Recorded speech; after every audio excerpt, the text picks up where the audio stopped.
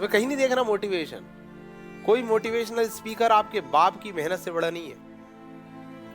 अपने बाप की मेहनत को, उसके संघर्ष को, उसकी तपन को देख लो, उससे बड़ा मोटिवेशन कहीं नहीं मिलेगा। और पूछना उस व्यक्ति से कि भाई अंदर कोई मशीन फिट है क्या, ये क्या चल रहा है, ये कहां से आ रहा है। पूछो, कभी उसके साथ बैठो। तुम्हारे घर में एक पुस्तकालय है, डिक्शनरी है, पूरे संसार का लाइब्रेरी बैठी है तुम्हारे घर में। तुम उस व्यक्ति के साथ 5 मिनट बैठो, उससे पूछो, उससे क्वेश्चनिंग करो, जीवन के प्रश्न पूछो और पूछो कि ये कहां से आ रहा है, मैं सालों से देख रहा हूं। How do you do this? तो उसकी बातों में एक चीज निकलेगी, अभाव। फीलिंग की कुछ अभाव है, कुछ रह गया।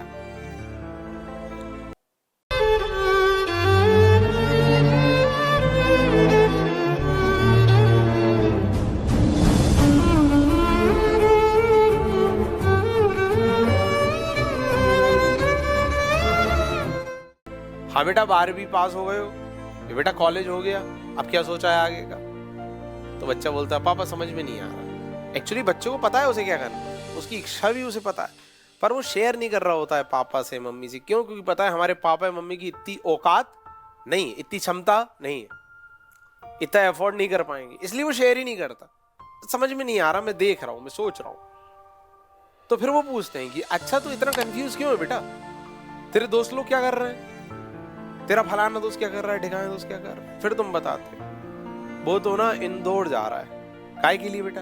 तैयारी करने की। काहे की?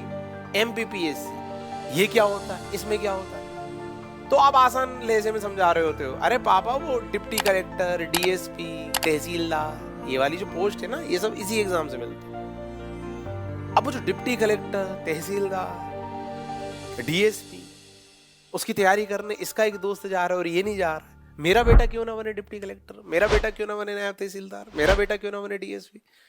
ये भाव आता है उनके अंदर। तो तबाक से बोलते हैं, तुरंत बोलते हैं, बिना अपनी आर्थिक स्थिति का निरीक्षण किए बोलते हैं, बिना सोचे समझे बोलते हैं कि तू क्यों नहीं जा रहा। तेरा वो जो फलाना दोस्त है वो कोई इतना ब्रिलियंट तो नहीं है, क्योंकि हर माता पिता को अपना बच्चा ज्यादा ब्रिलियंट लगता है उसके दोस्तों के कंपैरिजन।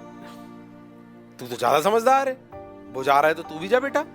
तू क्यों नहीं बनेगा नायब तहसीलदार, तू क्यों नहीं बनेगा DSP। इस तरह का अभिव्यक्तिकरण वो कर रहे होते हैं अपनी बातों के माध्यम से।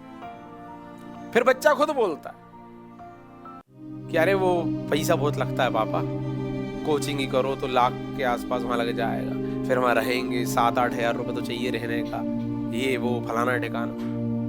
वो पूरा आर्थिक समीकरण समझाने की कोशिश करता है। उसके बाद भी वो पिता बिना अपनी आर्थिक स्थिति का मूल्यांकन और निरीक्षण किए तुरंत फिर से तपाक से बोलता है, हाँ तो क्या हो गया, इसकी चिंता तू क्यों कर रहा है, वो हम करेंगे। इसकी चिंता तू क्यों कर रहा है, वो हम करेंगे।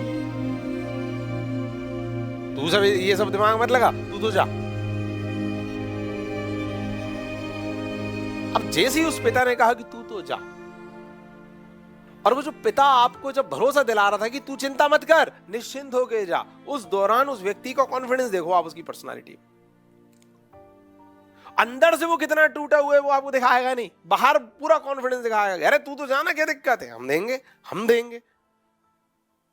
एक मोटिवेशन दिख रहा होता। वो कभी कुछ बोलता नहीं है। फिर वो जो मोटिवेशन है, वो जो उसने स्टेटमेंट दे दी ना कि तू तो जा, हम देख लेंगे, उस स्टेटमेंट के बाद जो कुछ भी दिख रहा होता है उसके व्यवहार में, उसके कार्य में दिख रहा होता है। वो ज्यादा मेहनत से और कार्य करता है। वो दुकान पे 8 घंटे की जगह 10 घंटे बैठना शुरू कर देता है। वो यदि कहीं काम कर रहे हैं तो वो क्या करते हैं, उसको ओवर टाइम करने लगता है कि थोड़ा ज्यादा पैसा मिल जाएगा। क्यों? क्योंकि कहीं कमिट कर दिया, मेरे बच्चे को भेजना। वो जो है वो मोटिवेशन है, व्यवहार की सक्रियता।